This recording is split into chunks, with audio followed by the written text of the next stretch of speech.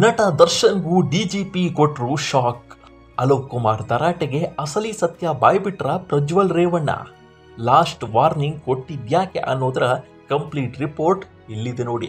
Parappana Agrahara central ಜೈಲು ಕೈದಿಗಳ ಪಾಲಿಗೆ ಸೆರೆಮನೆಯಾಗೋ ಬದಲು ಅರಮನೆ ಆಗ್ತಿದೆ ಅನ್ನೋ ಆರೋಪ ಕೇಳಿ ಬರ್ತಾಲೇ ಇದೆ. ಇದರ ನಡುವೆಯೇ ಕೈದಿ ಪ್ರಜ್ವಲ್ ರೇವಣ್ಣ ಬ್ಯಾರಕ್ನಲ್ಲಿ ಮೊಬೈಲ್ ಪತ್ತೆಯಾಗಿದ್ದು ದೊಡ್ಡ ಸಂಚಲನಕ್ಕೆ ಕಾರಣವಾಗಿದೆ. ಈ ಘಟನೆ ಬಳಿಕ ಡಿಜಿಪಿ ಅಲೋಕ್ ಕುಮಾರ್ ಅವರು ಪರಪ್ಪನ ಅಗ್ರಹಾರ ಜೈಲಿಗೆ ಭೇಟಿ ನೀಡಿದರು.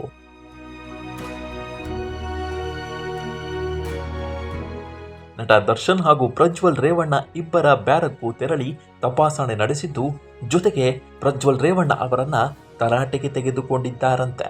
ಪರಪ್ಪನ ಅಗ್ರಹಾರ ಕೇಂದ್ರ ಕಾರಾಗೃಹಕ್ಕೆ ದಿಢೀರ್ ಭೇಟಿ ನೀಡಿದ ರಾಜ್ಯ ಕಾರಾಗೃಹ ಮತ್ತು ಸುಧಾರಣಾ ಸೇವೆ ಇಲಾಖೆಯ ಡಿಜಿಪಿ ಅಲೋಕ್ ಕುಮಾರ್ ಅವರು ಮೊದಲು ಜೈಲು ಅಧಿಕಾರಿಗಳನ್ನ ತೀವ್ರವಾಗಿ ತರಾಟೆಗೆ ತೆಗೆದುಕೊಂಡಿದ್ದಾರೆ.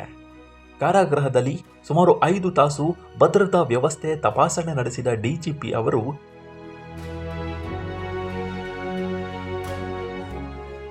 ಇಷ್ಟೆಲ್ಲ ಜಾಗ್ರತೆ ವಹಿಸಿದ್ರೂ ಪ್ರಜ್ವಲ್ ಸೆಲ್ಗೆ ಮೊಬೈಲ್ ಹೇಗೆ ಪೂರೈಕೆಯಾಗಿದೆ ಅಂತ ಅಧಿಕಾರಿಗಳನ್ನ ಪ್ರಶ್ನಿಸಿ ಕ್ಲಾಸ್ ತೆಗೆದುಕೊಂಡಿದ್ದಾರೆ.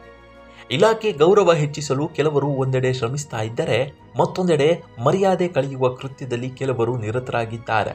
ಇದೇ ರೀತಿ ಕರ್ತವ್ಯ ಲೋಪ ಕಂಡು ಬಂದರೆ ಅಮಾನತಿಗಿಂತ ದೊಡ್ಡ ಕಠಿಣ ಕ್ರಮ ಕೈಗೊಳ್ಳಲಾಗುತ್ತೆ ಅಂತ ಅಲೋಕ್ ಕುಮಾರ್ ಅವರು ಎಚ್ಚರಿಕೆ ನೀಡಿದ್ದಾರೆ.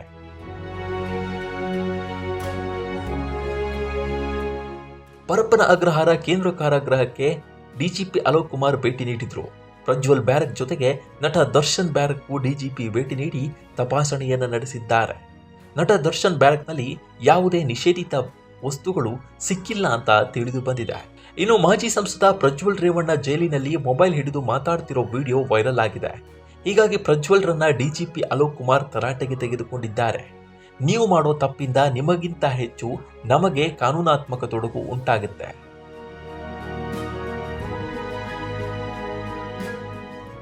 ಕಾನೂನು ಮೀರುವ ಪ್ರಯತ್ನ ಮಾಡಬೇಡಿ ಅಂತ ಅಲೋಕ್ ಕುಮಾರ್ ಎಚ್ಚರಿಕೆ ನೀಡಿದ್ದಾರೆ. ಮೊಬೈಲ್ ಬಳಸಿ ಸಿಕ್ಕಿಬಿದ್ದ ಪ್ರಜ್ವಲ್ ಅವರು ತಮ್ಮ ಮೇಲಿನ ಆರೋಪದ ಬಗ್ಗೆ ತುಟಿ ಬಿಚ್ಚಿಲ್ಲ.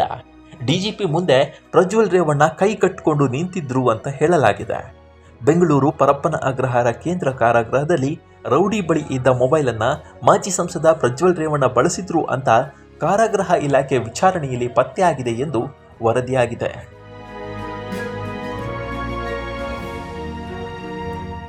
ಕೈದಿ ಪ್ರಜ್ವಲ್ ರೇವಣ್ಣ ಮೊಬೈಲ್ನಲ್ಲಿ ಮಾತನಾಡುವ ವಿಡಿಯೋ ವೈರಲ್ ಆಗಿತ್ತು. ಈ ವಿಡಿಯೋ ಪರಿಶೀಲಿಸಿದಾಗ ವರ್ಷದ ಹಿಂದೆ ನಡೆದ ಕೃತ್ಯ ಇದಾಗಿದೆ.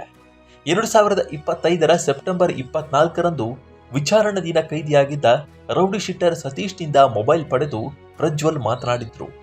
ತಾನು ಸತೀಶ್ನಿಂದ ಮೊಬೈಲ್ ಪಡೆದಿದ್ದನ್ನ ಕಾರಾಗೃಹ ಅಧಿಕಾರಿಗಳಿಗೆ ಪ್ರಜ್ವಲ್ ಹೇಳಿದ್ದಾರೆ ಅಂತ ಉನ್ನತ ಮೂಲಗಳು ತಿಳಿಸಿವೆ. ಒಟ್ಟಾರೆ ಪರಪ್ಪನ ಅಗ್ರಹಾರ ಕಾರಾಗೃಹದಲ್ಲಿ ನಡೆಯುತ್ತಿದ್ದ ಅಕ್ರಮಗಳು ಮತ್ತೊಮ್ಮೆ ಭಯಾವಹವಾಗಿದೆ. ಈ ಬಗ್ಗೆ ನಿಮ್ಮ ಅಭಿಪ್ರಾಯ ಏನು ಅನ್ನೋದನ್ನು ತಿಳಿಸಿ.